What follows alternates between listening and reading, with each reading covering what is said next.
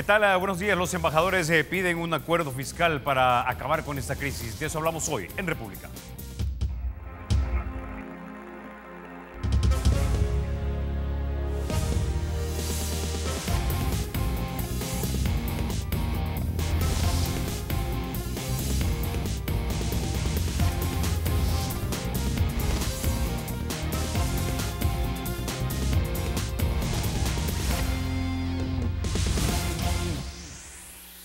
Bueno, sin mayor preámbulo, vamos a introducir a nuestra invitada. Esta mañana nos acompaña Norma Guevara, ella es la jefa de fracción del partido FMLN en la Asamblea Legislativa. Doña Norma, como siempre, bienvenida a República. Gracias, Carlos. Un saludo a todos los televidentes de Canal 33. Bueno, doña Norma, ayer martes la Mesa de Países Cooperantes integrada por los Estados Unidos, España y Alemania junto a otros 3 organismos internacionales como el USAID, el Banco Mundial, si mal no recuerdo, y el BID, se reunieron con políticos, con académicos y con buena parte de la cúpula empresarial en este país. Le estaban pidiendo que finalmente se sienten y hagan un acuerdo para salir de esta crisis. Yo intuyo que ese acuerdo va a incluir medidas que no van a gustar a muchos, pero que de repente son las medicinas adecuadas para el país. Bueno, yo creo que antes que esa reunión tuvimos una cadena nacional en la cual el presidente de la República ha lanzado un mensaje mucho más completo sobre la realidad y las perspectivas y dentro de ellas los problemas que debemos encarar unidos los salvadoreños. El presidente subraya el crecimiento de la economía que no debe ser afectado por medidas fiscales recesivas. Hay que procurar que la velocidad del crecimiento de la economía, en vez de disminuir, sea aumentado. También ha hablado de los avances del país en materia de seguridad, lo cual representa un elemento importante para el desenvolvimiento de todos los actores en el país. Y, por supuesto, habla de la crisis de liquidez que se convierte en un problema delicado que debemos resolver y la disposición a, digamos, suscribir con todas las fuerzas políticas un compromiso que sería inédito en materia del ordenamiento fiscal. Esto abarca la inversión pública, el gasto público, los ingresos.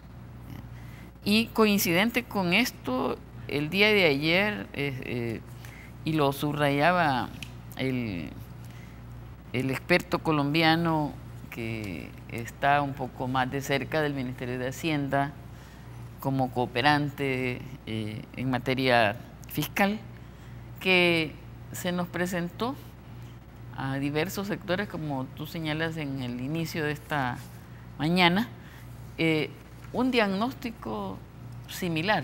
Y ellos decían, esta presentación se ha hecho ya antes en cuatro veces, en un foro en Antigua, en un hotel, al Asocio para el Crecimiento, al Ministerio de Hacienda.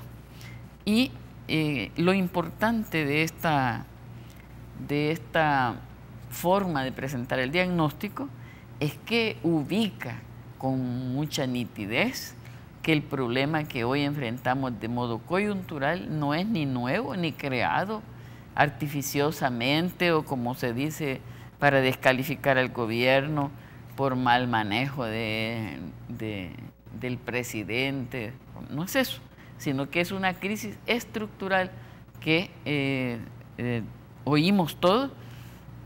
Nunca había oído viniendo de esas esferas esta opinión de que expresa de que el modelo económico se agotó y no podemos atribuirle al año 2009, que empezó con la crisis, la solución o el enfrentamiento a la crisis, a los efectos de una crisis internacional en nuestro país, que hay que recordarla con un déficit de caja superior al que hoy tenemos y otro tipo de problemas.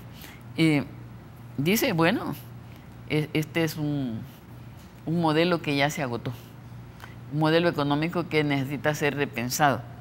Y creo que el plan quinquenal del presidente Sánchez Serén, cuando traza un horizonte de un país productivo, educado y seguro, está dándonos rasgos de la construcción de un modelo que no solo es económico, es un modelo social que respete los derechos de las personas y que esté en condiciones, como ayer se subrayaba también en esa exposición, de que el Estado sea garante de que las personas tengan una vida digna, una vida en la que sus derechos a la salud, a la educación, a la protección, a una justicia, sean garantizadas por el Estado.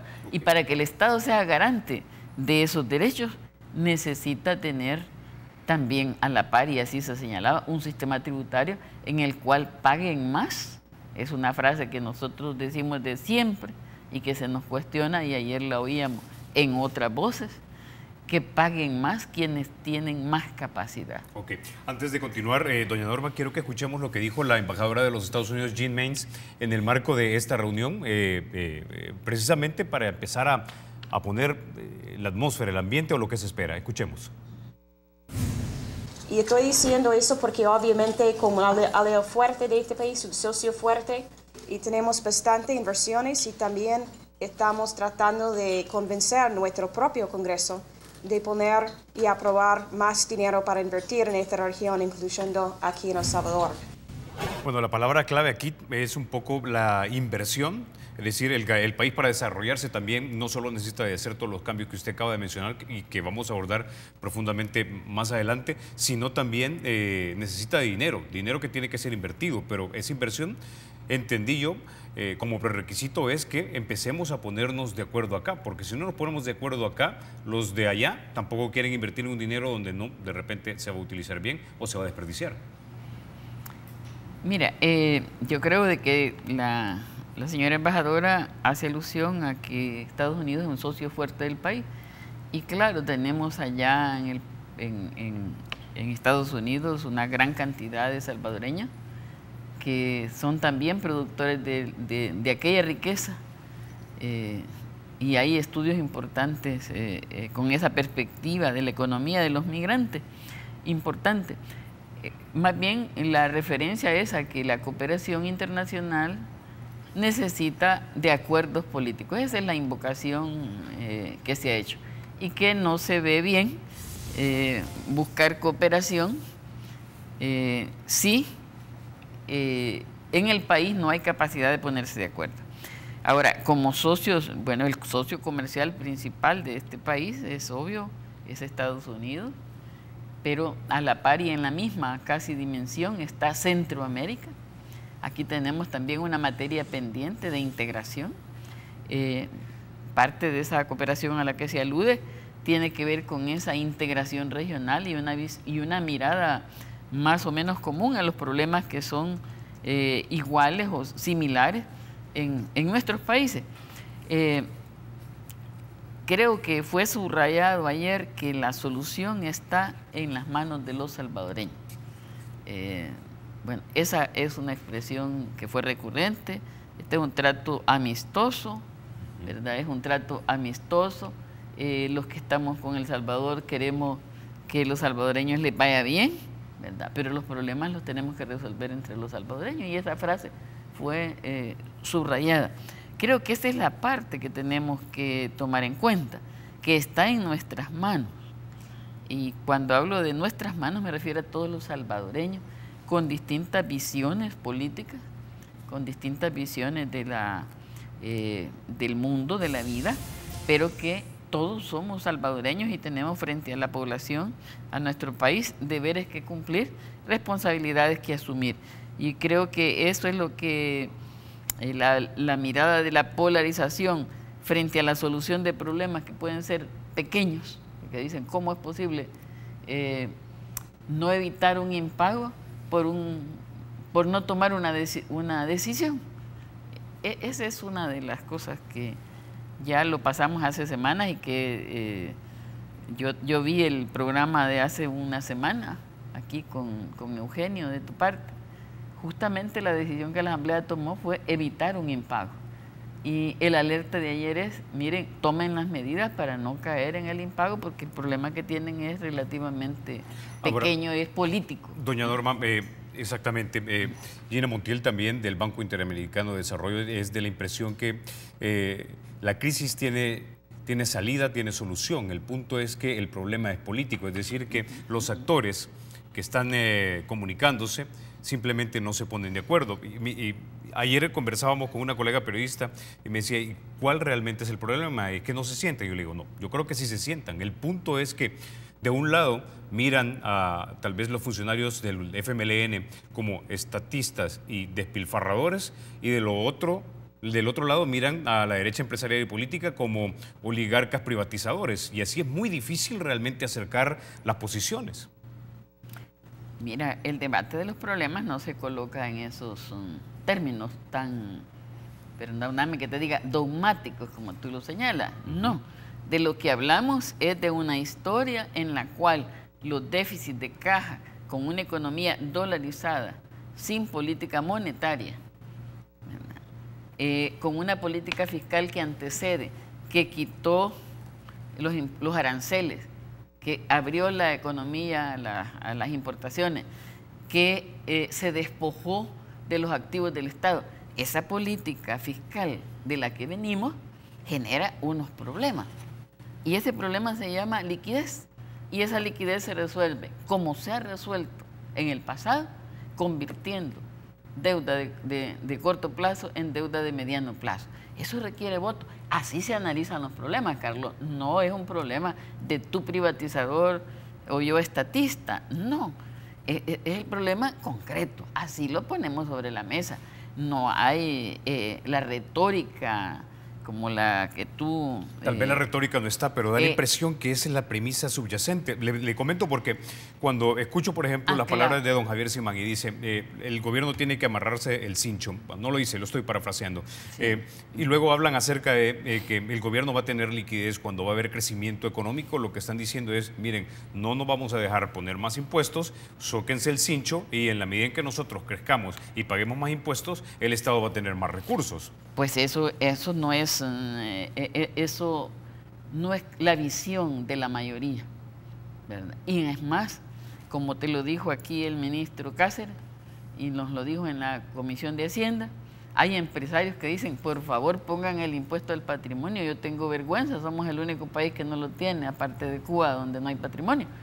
Entonces, quiere decir que no todos los empresarios, yo no puedo poner a todos los empresarios como que todos suscriben esa cita que tú señalas, parafraseando al señor Simán, porque conocemos de los esfuerzos de algunos empresarios que comprenden este problema y por eso no entienden la conducta política del partido al cual ellos respaldan económica y políticamente, ¿verdad? De no ceder en resolver problemas de liquidez en este caso, para hacerle frente. Y además que hemos llegado a esto adicional con problemas de la intervención de la Corte Suprema a través de la Sala de lo Constitucional, porque dime tú, si tuviéramos este problema de liquidez, si hubiera dispuesto el gobierno de los 900 millones que la Sala impidió usar. No lo tendríamos. Si tendríamos un déficit de caja, sería quitarle a lo que tenemos hoy 1.035 millones 900, y el déficit sería manejable como se manejan otros déficits en cualquier lugar del mundo, incluyendo Estados Unidos. Déjeme detenerla ahí, quiero que escuchemos otra de las declaraciones que dio la embajadora de los Estados Unidos cuando hablaba precisamente de las conversaciones que tienen que ver entre los actores. Escuchemos. Porque nuestros miembros del Congreso están pidiendo, ¿por qué vamos a hacer eso? Si sus propios líderes, si sus propios miembros del Congreso de El Salvador no pueden ponerse de acuerdo en su propio país. ¿Por qué los miembros de nuestro Congreso de los Estados Unidos van a usar dinero de los impuestos de la gente de los Estados Unidos en un país donde los líderes no pueden ponerse de acuerdo en un tema tan importante? Bueno, sabemos entonces también que otra de las patas dentro de la discusión de esta mesa es precisamente la eficiencia en el gasto del gobierno. Y a veces percibo que la derecha empresarial o política tiene la percepción que en el gobierno no existe una disposición, ni tampoco en el FMLN, para reconocer que en efecto en el Estado hay desperdicio, hay abusos, hay gastos suntuosos, hay plazas innecesarias, sobrepagadas, licitaciones amañadas, etcétera, etcétera, etcétera. Y que mientras eso no se discuta seriamente y se mire medidas serias, concretas, orientadas a erradicar todo eso, y así como la corrupción, entonces no quieren sacar nada de su bolsillo. Mira, la esfera de la sociedad es una, la del Estado es otra, están íntimamente relacionadas, pero aquí es donde ¿quiénes votan en una elección? Votan, en nuestro caso, 3 millones, 2 millones. No un gremio empresarial, vota la ciudadanía. ¿Y qué espera la ciudadanía? Espera que el Estado le dé los servicios, le brinde oportunidades. El Estado cumple un rol de redistribución de la generación de la riqueza. El Banco Central nos señala con bastante claridad cómo se distribuye el ingreso. Y por eso ningún estudioso de nuestra realidad deja de percibir que en El Salvador la estructura tributaria es regresiva, que descansa sobre el pago de impuestos de los trabajadores y de las mayorías, de la informalidad que también consume y por lo tanto paga impuestos.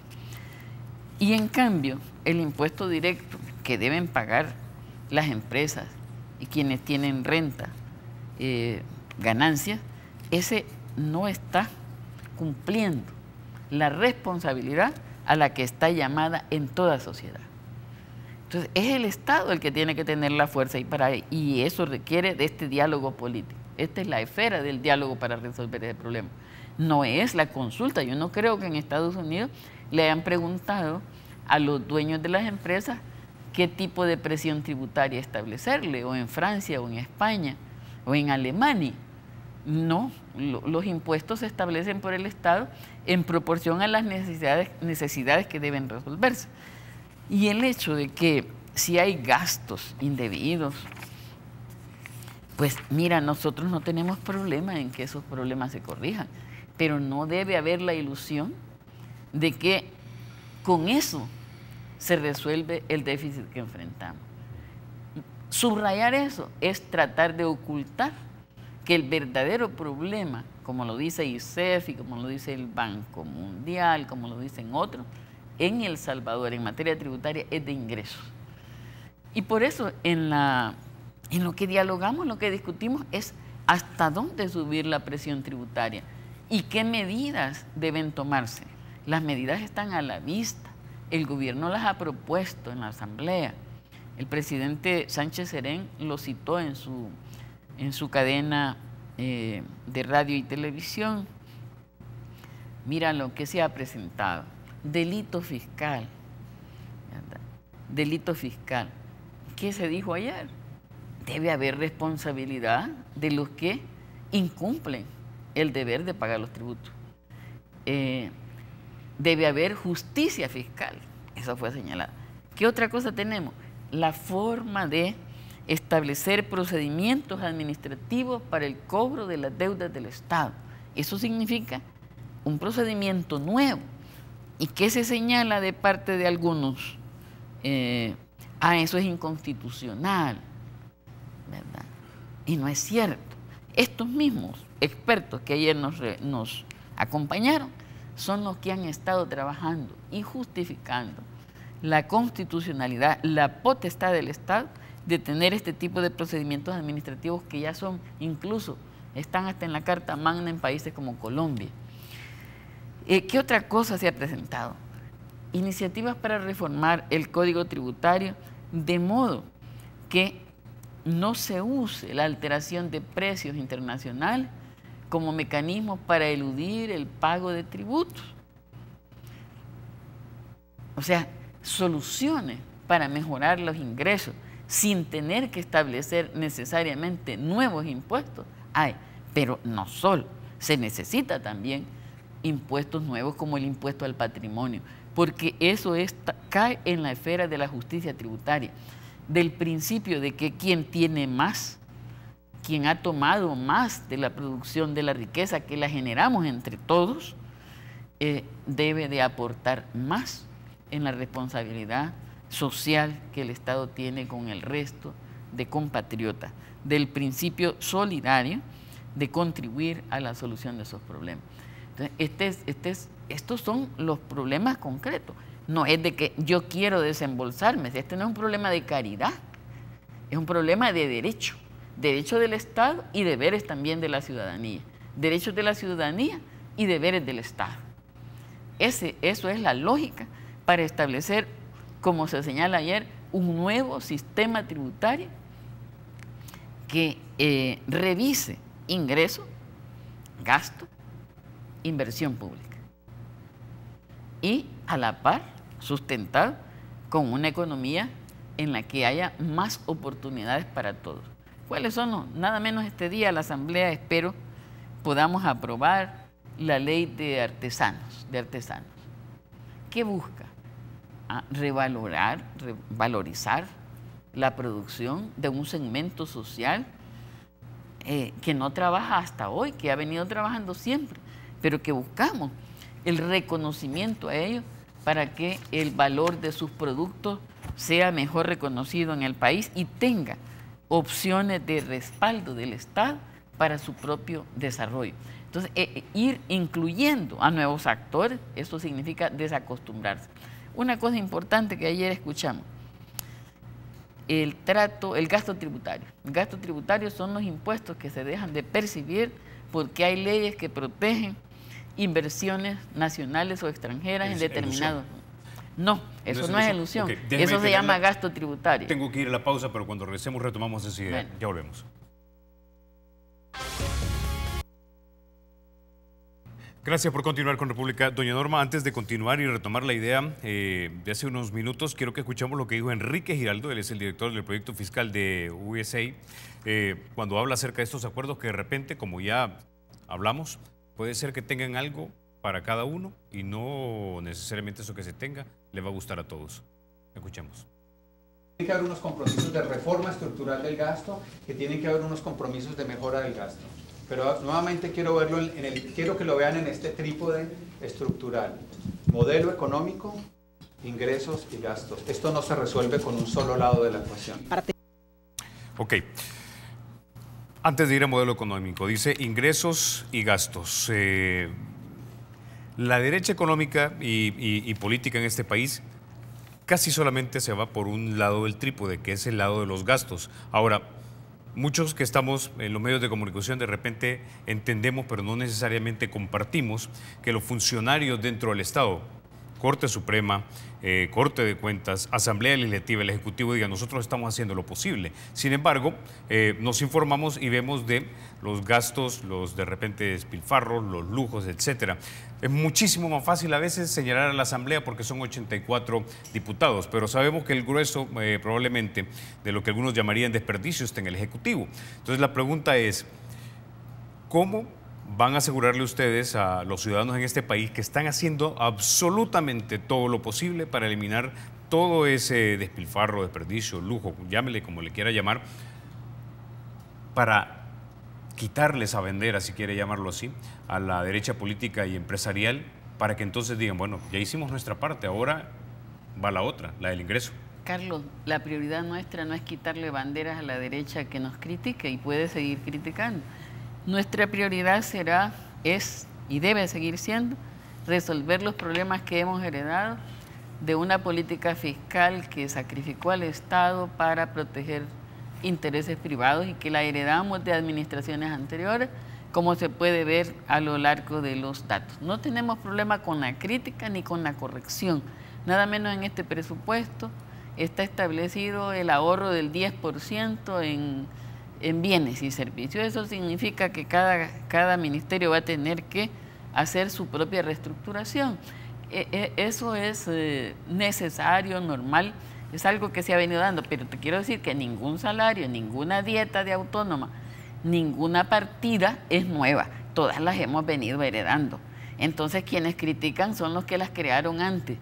Entonces, pero eso no resuelve, Carlos. Yo invito a los medios de comunicación a poner el acento para comprender los orígenes y la magnitud de los problemas reales de fondo, que son los que le van a dar la perspectiva de solución al país, y a contribuir a que con esa comprensión actuemos todos los políticos, porque yo no pido una solución a mi gusto, lo que pido es una solución para el país. Ahora, y estamos dispuestos, acompañando al presidente de la República, a buscar los entendimientos en la ley de responsabilidad fiscal, buscando los apoyos para las leyes que van corrigiendo los defectos estructurales de nuestro sistema tributario, de nuestro sistema presupuestario, de nuestro sistema de gasto heredado. Ayer se criticaba que antes había un presupuesto por programa y que, bueno, ¿cuál es la meta del ministro de Hacienda? En el 18 llegar a un presupuesto por programa, que requiere una metodología distinta, para la cual hay que entrenarse y prepararse. ¿Quién viró al presupuesto por áreas de gestión? ¿Fue el FMLN? No se nos debe de... Sí, pero si nos colocamos en eso, no entramos a la solución de un problema estructural. Hoy, a la luz de la crisis, tenemos la oportunidad de salir fortalecidos con soluciones estructurales a los problemas fiscales. Ahora, que tenemos. Yo lo entiendo, y ya lo mencionaba el señor Giraldo, que esa es una de las patas del trípode, sí. Pero agotando el primero, que es el del gasto, a mucha gente no le cuadra que el FMLN diga, bueno, nosotros no fuimos parte del error, es decir, de ese sistema heredado de mal gasto, pero sí podrían ser parte de la solución. Y mucha gente quisiera escuchar un poco más acerca de esto. Por ejemplo, ¿cómo evitar que en un autónomo se gasten $250.000 en lo que muchos salvadoreños perciben son lujos? Bueno, ya te digo, ¿cómo se hace? En la Asamblea vamos a aprobar los que aprobemos el presupuesto, los que votemos por el presupuesto, porque los que no votan no hacen nada, ni votan ni por su propio salario. Pero, ¿cómo vamos a resolver? Pues vienen unas normas restrictivas del artículo 2 hasta el 18 en la ley de presupuesto, que incluyen la contención del gasto en aspectos que no sean fundamentales. Entonces, eso se resuelve por esa vía. ¿Y cómo se ha venido resolviendo? Poniéndolo a la orden del conocimiento de la ciudadanía. Cuando antes tuvimos en una administración arenera, o del PDC, o de quien sea antes, una ley de acceso a la información pública que te permita conocer lo que hoy conocemos. ¿A quién se le debe, entonces? ¿A qué administración podés decir la mayor transparencia? ¿Cuándo se daban los informes de la ejecución presupuestaria detallada a la Asamblea Legislativa por un Ministerio de Hacienda? Así no es en estos últimos 7 años. Entonces, pero nosotros no estamos solo para vanagloriarnos de los cambios que hemos hecho.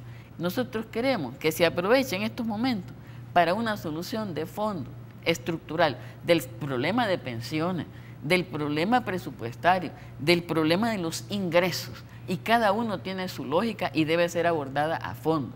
Pero si tú te quedas solo mirando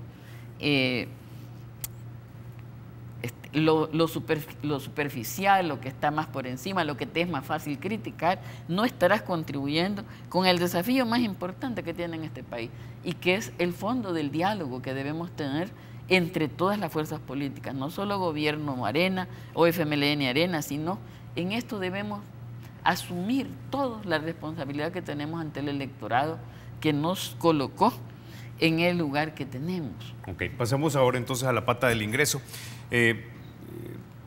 Para poner algunos números comparativos, Estados Unidos tiene una carga tributaria versus el PIB de 26%. El ministro de Hacienda, don Carlos Cárceres, nos ha dicho en shows anteriores que nosotros deberíamos ir encaminados hacia ahí, pero que no lo puedes hacer de una, tiene que ir siendo a tramos. Pongamos otra figura de comparación. Los ingresos del gobierno de los Estados Unidos, el ingreso federal, el 47% aproximadamente son de impuestos sobre la renta, es un impuesto directo. También hay un impuesto de planilla o payroll tax, que le llaman ellos, es otro 30 y pico %. Es decir, casi el 70 y pico % de los ingresos tributarios del gobierno federal de los Estados Unidos son impuestos directos, impuestos que son pagados por la gente que está dentro del sector formal. El 10% más afortunado de los estadounidenses pagan el 70% de los impuestos. Es decir, es una estructura progresista. Comparémoslo ahora con El Salvador. El 65% de los ingresos en el estado salvadoreño son del IVA. IVA que pagan un 80% de salvadoreños que ganan hasta $300 según el Banco Mundial. Y que no quieren ni siquiera el salario mínimo. Lo que el señor menos. Giraldo está planteando es básicamente que esto tiene que ser repensado. Estas reformas se hicieron a principios de los 90 o finales de los 80, si mal no recuerdo, cuando Arena tenía casi que cheque en blanco en la Asamblea Legislativa. La pregunta ¿es esto posible? Porque aquí está hablando de que básicamente va a recrear quizás o crear nuevos impuestos directos para hacer más progresivo nuestro código tributario y probablemente, y tal vez a futuro, se fuera reduciendo el porcentaje del IVA. Bueno, mira, ese es el punto. Si tú analizas de dónde venimos, bueno, la reducción arancelaria fue fácil quitarla. La eliminación de impuesto al patrimonio, la eliminación de impuesto a las exportaciones de café y azúcar, la exoneración por 10 años de impuestos a inversiones en turismo mayores a $50,000, el establecimiento del IVA, el tributo de combustible, al combustible para fobial, los 4 centavos de dólar. O sea, tú mirabas hacia abajo las medidas de ingreso y hacia arriba, hacia los que más tienen, la protección o lo que empezaba a explicarte el gasto tributario, los impuestos que dejan de percibirse, que son más de 1.000 millones, porque hay leyes que protegen y que le dicen a las empresas, y ayer nos decían eso, en otros lugares el gasto tributario para facilitar la inversión significa que no paguen el IVA, a lo mejor impuestos de importación, pero sí la renta.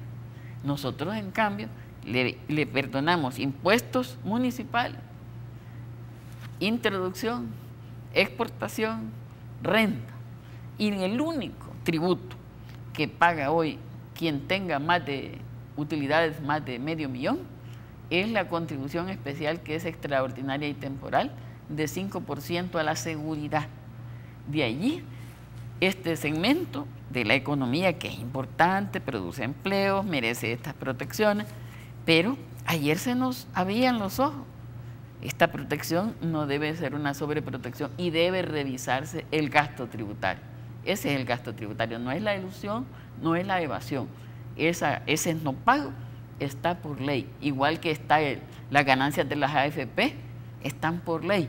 Ninguna otra empresa tiene ganancias por ley, ¿verdad? Menos, solo las AFP tienen ganancias por ley. Entonces, esta revisión es parte de la corrección estructural al problema fiscal de El Salvador, que ojalá en este momento encontremos el impulso y el acompañamiento, el estímulo, la presión, si se quiere, social también, para que le demos respuestas de fondo. No solo que me diga, no gaste en esto y mándemelo aquí a esta obra, no. Es que hay que asegurar que el Estado tenga de manera estable en el tiempo la capacidad de garantizar a todos sus habitantes una vida digna con servicios accesibles a la mayoría. Entonces nosotros estamos en eso. Podemos hacer un análisis uno por uno. Mira, despojamos al Estado de ingresos naturales que tenía, que no eran tributarios.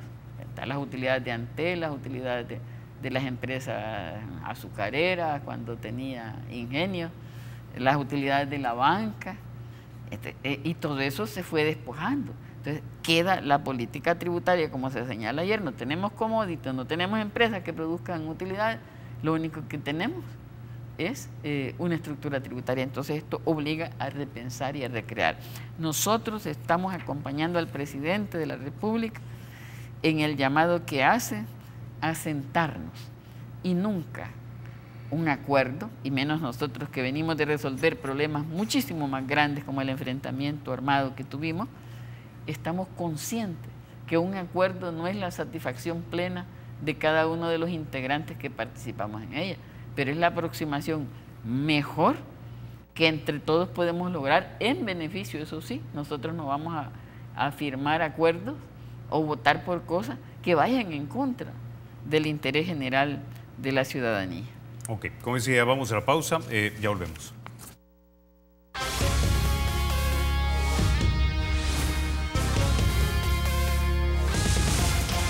Gracias por continuar con República. Doña Norma, quisiera moverme ahora a otro tema y es la reforma a la ley del fideicomiso que se hizo la semana anterior. A mucha gente no le cuadró porque simplemente da la impresión que se está pagando nuevamente con los fondos de los trabajadores. Es decir, te estoy pidiendo prestado para pagarte lo que ya te obligué a prestarme.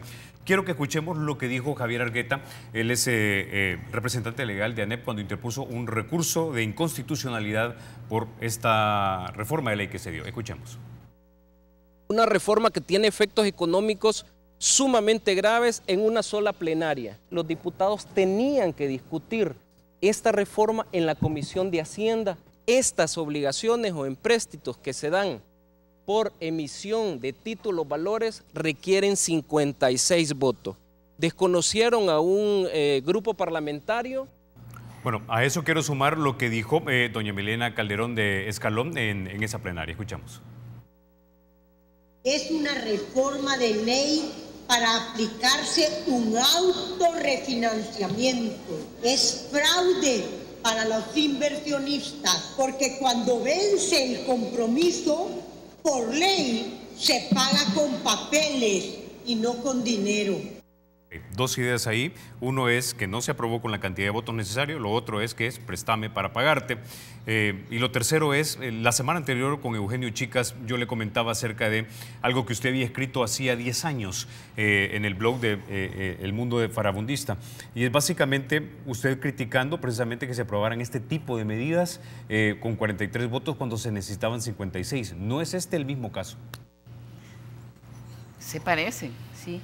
Media una sentencia de la sala que declara constitucional el fideicomiso, a pesar de que sí yo sostuve, no en blog, escribo desde hace años en Colatino, y mi artículo lo suscribí y me siento honrada de hacerlo, porque escribo lo que pienso en cada momento. Eduardo Sabla lo dijo, está en el diario de hoy de La Época. Tú puedes buscarlo, o yo te lo mando, ¿verdad? Es una solución creativa para impedir el bloqueo de 56 votos, la creación del fideicomiso. Y no solo hicieron el fideicomiso para pensiones, hicieron el fideicomiso para seguridad y educación. Ambos fueron mecanismos de endeudamiento sin 56 votos.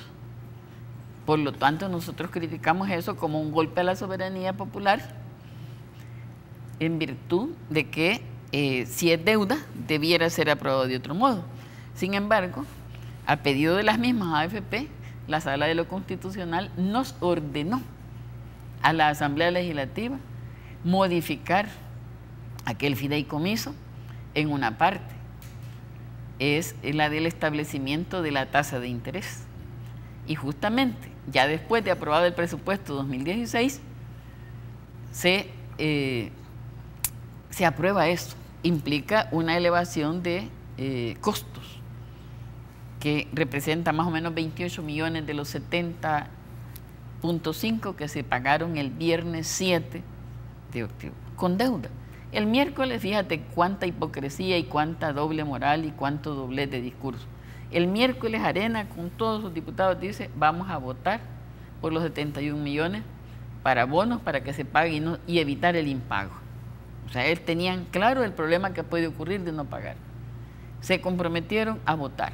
Cuando vamos a discutir en la Comisión de Hacienda la emisión de los 71 millones, que ya no daba más, porque hay que tener la validez del decreto para hacerlo, o sea, estábamos en el día último de poder hacerlo, dicen no, porque no vino hoy el presupuesto y teníamos que analizarlo. Un diputado que no es de mi partido les dijo, eso es una mentira, porque un presupuesto no se analiza en un día, para decir que al siguiente día convoquemos a extraordinaria y no entre en vigencia. Entonces no hay solución y nosotros no vamos a ser parte de una situación de crisis que podemos evitar este día, último día para evitarla. Y entonces modificamos el fideicomiso. deuda para pagar deuda. Sí, igual era si Arena votaba por los 71 millones. No era deuda para pagar deuda. Con la diferencia que era deuda soberana, no le estabas obligando a prestarte al mismo que ya les prestaba. ¿Y acaso no es deuda estatal la que tenemos de los 24.000 millones producto de la privatización que Arena produjo? Y de ese entuerto está directo, si no se reforma el sistema de pensión, va a quebrar. El fideicomiso no se cambió, lo que estos señores dicen en su alegato es falso, los señores de la ANEP, ¿ya? Claro, están protegiendo un negocio millonario por ley, una ganancia por ley que tiene. Mira, ¿qué es el fideicomiso? Tiene un límite hasta el cual puede prestar a través de certificados de inversión previsional, que es 45%. La reforma que hicimos para resolver este problema de impago al que estábamos expuestos, porque Arena nos negó los votos para los 70.5 millones, no cambió el techo. Entonces, no es cierto que es un mecanismo para contraer deuda indefinida hasta agotarse el fondo de las pensiones, como dicen, tratando de descalificar, porque cuando no vota Arena, pues todo el coro, ¿verdad? Llámese incluso a veces la sala, ANEP, FUSADES y todos los opinadores, repiten el mismo estribillo del cuestionamiento que Arena tenga. Lo cual pues parece ya tradición, no digo ni lógico, porque cada quien debería de analizar con su propia cabeza. Pero si era deuda, ¿no debería haberse entonces discutido con mayor detenimiento y ser aprobado con 56 votos? Y no fue aprobado el fideicomiso con 56 votos, el 142 de la Constitución, léelo tú, y te dice con claridad que una ley para modificarse o interpretarse se hace del mismo modo que se aprobó. El fideicomiso se aprobó, fue sometido el 31 de agosto con iniciativa de Guillermo Gallegos y Gamero, defendido por Sabla, aprobado en dictamen del 11 de septiembre en una semana. Y paso siguiente, no solo aprobaron el decreto 100, que representa, según los mismos analistas de la derecha, un costo de 14.000 millones en deuda, al igualar los privilegios de los cotizantes provenientes del sector privado que no habían ahorrado lo mismo y donde se establecieron en esencia pensiones de lujo para unos y la pensión mínima para otros. Entonces, ese decreto se aprobó con 43 votos, no con 56, y se hizo justamente para equilibrar el presupuesto, otro elemento que están cuestionando. Así lo dice el señor Eduardo Sabla, que era secretario técnico de la presidencia del gobierno de Arena.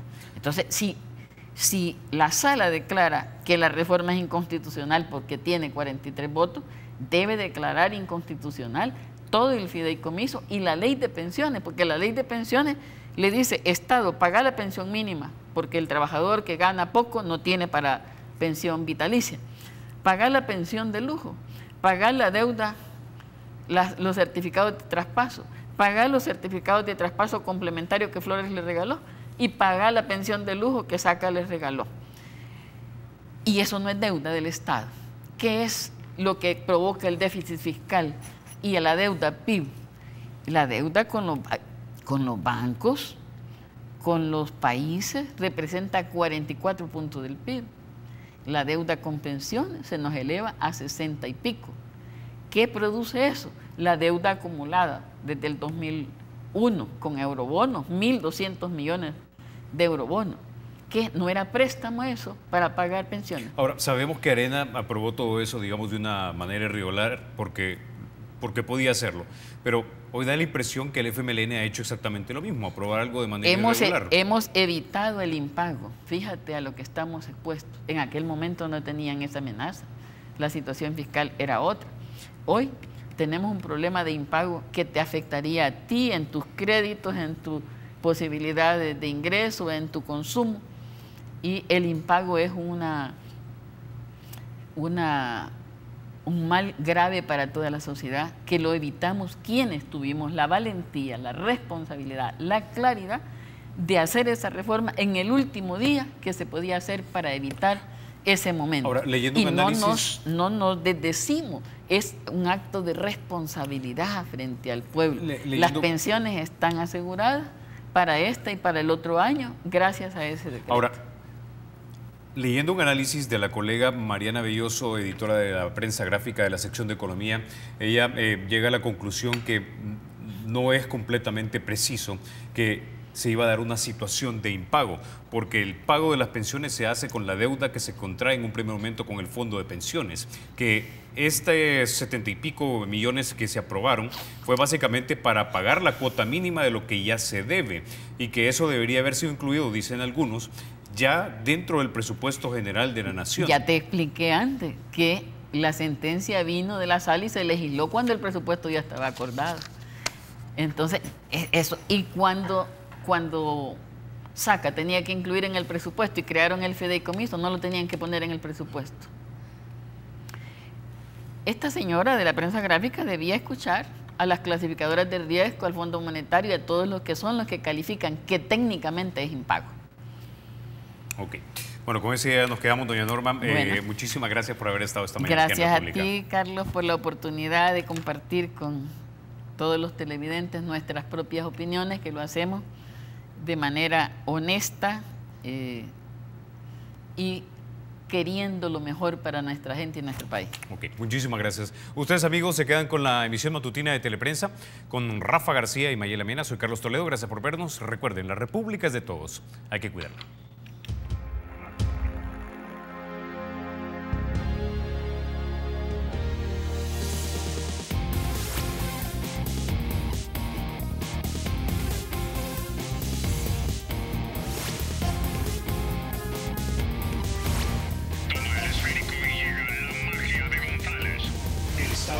Será siempre libre e independiente y no será jamás el patrimonio de ninguna familia ni persona.